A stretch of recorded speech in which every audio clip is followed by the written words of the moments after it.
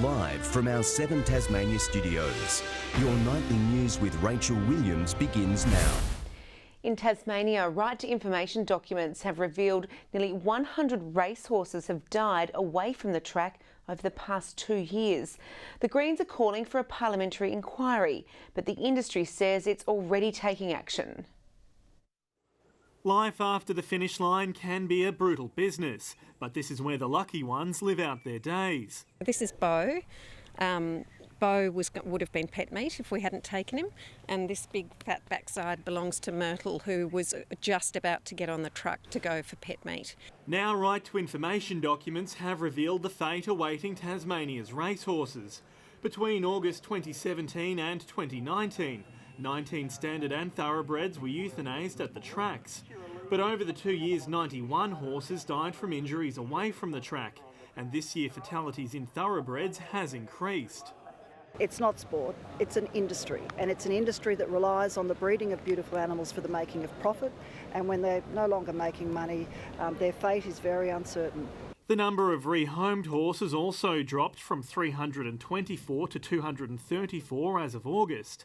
The Greens are calling for a parliamentary inquiry. Tas Racing has no idea what happens to the vast majority of thoroughbred racehorses in Tasmania post-retirement. None at all.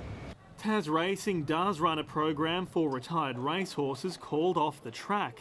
In a statement earlier this month, it said 70 clinics had been held with more than 400 people taking part in the program. Sean McComish, 7 Tasmania News. Tonight we meet 8 heroic Tasmanians who risked their lives in a terrifying global conflict back in the 1950s. The brave Korean War veterans, the last in line to receive the recognition they truly deserve. A distant but unforgettable memory.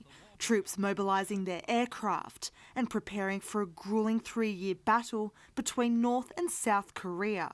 And now, nearly 70 years later, these brave Tasmanians who joined 17,000 other Australian soldiers in the war efforts are being recognised. It's a medal that says, the country says thank you very much for what you've done for us.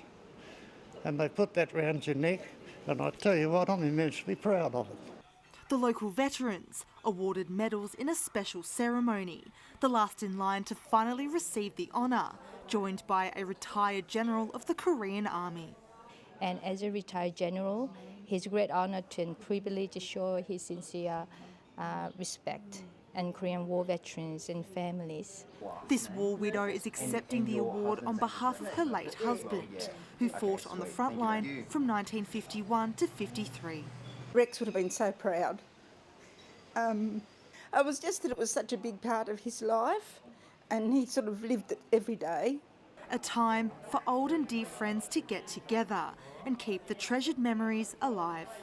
I can remember the friendships I built up. I can remember the good times, I can remember the bad times. But I had more good times than bad. We're still here, we still appreciate one another. Ruby Kamain, 7 Tasmania News. Well, join us tomorrow night for a report on the new road rules coming into effect for all drivers. The measures to protect our emergency services and the scary close calls that justify why they're needed. That story tomorrow night on 7 Tasmania News. Thousands of beachgoers today rejoiced at the Seaside Festival at Taroona Primary School, embracing its green theme.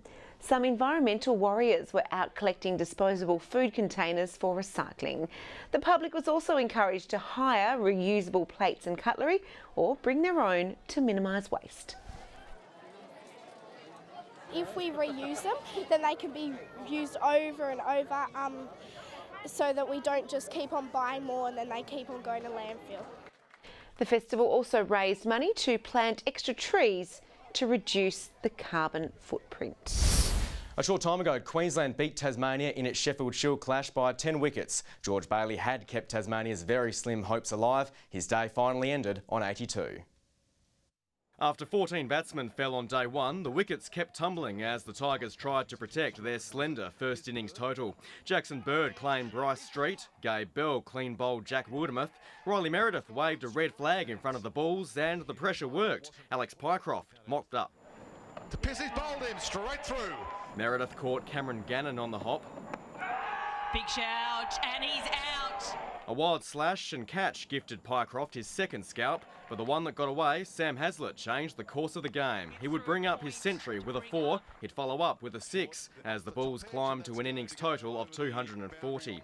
Tasmania's reply was underwhelming. And he's bowled. Clean bowled by Steckity. New skipper Jordan Silk gone for 7. The Tigers trapped on 15 as 3 wickets fell. Off the edge, caught. Bo Webster, followed by Alex Doolan and Ben McDermott. McDermott is clean bowled. Tasmania's 4 for 15. This is a debacle. But George Bailey came to the rescue, belting a half-century to keep hopes alive. A half-century to George Bailey, an understated response from him. Does he raise the bat? I don't think he even did. His knock sees the Tigers back in the contest, heading into day 3. There's 6 more. Meanwhile, the Hobart Hurricanes have been set a target of 108 in their WBBL clash against the Perth Scorchers. The Canes are currently on 2 for 20. Good evening. Showers and cloud began around the west during the morning today with reasonably sunny conditions about the remainder of Tasmania. 19 was the state's warmest across Launceston and Burnie, Hobart 18 and 17 at Devonport. Other centres today, 16 across Strawn, St Helens and Lowhead, Smithton 17 and Ouse reaching a high of 18. On the close-up, low-level cloud and showers about most of the state. Thunderstorms are also active around the east and central areas. Further out, a cold front is pushing cold, low-level cloud over South Australia and Victoria, while broad areas of cloud cover the country from WA, Northern Territory and into Queensland associated with thunderstorms.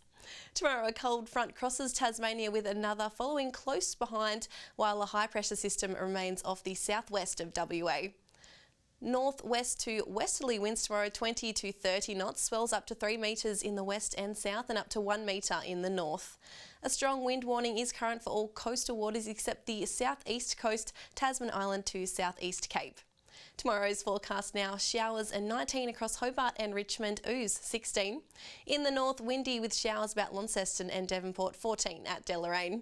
15 at Burnie tomorrow, 14 and showers across Strawn and Curry. Showers at St Helens, Swansea 19 and 15 at Whitemark. The UV forecast, very high 9s across the state. Looking ahead to the 3-day forecast now, Monday showers about the northwest and far south. Tuesday showers more frequent about the west, south and Bass Strait Islands. And Wednesday showers about the western, southern and central areas. Capital cities sunny in Perth tomorrow, Sydney 26 and a high of 41 in Broome. And on to current temperatures, Hobart 13, Launceston 17 and cloudy and Devonport 15 and clear. That's all in weather tonight. Back to you, Rach. Thanks for that, Jackie. Well, before we leave you tonight, we have some incredible vision of a whale which came so close to a boat off Baker's Beach near Port Sorell that you could almost touch it. The mammal was hunting for fish around the boat for roughly 15 minutes, presenting the perfect photo opportunity. It was the first time the driver on board had taken the new boat for a spin on the water. And it's a trip that they'll never forget. Yeah, amazing vision. Well, that's all your news for now. Thanks for joining us. Have a great evening. Good night. Beautiful. Oh, sorry.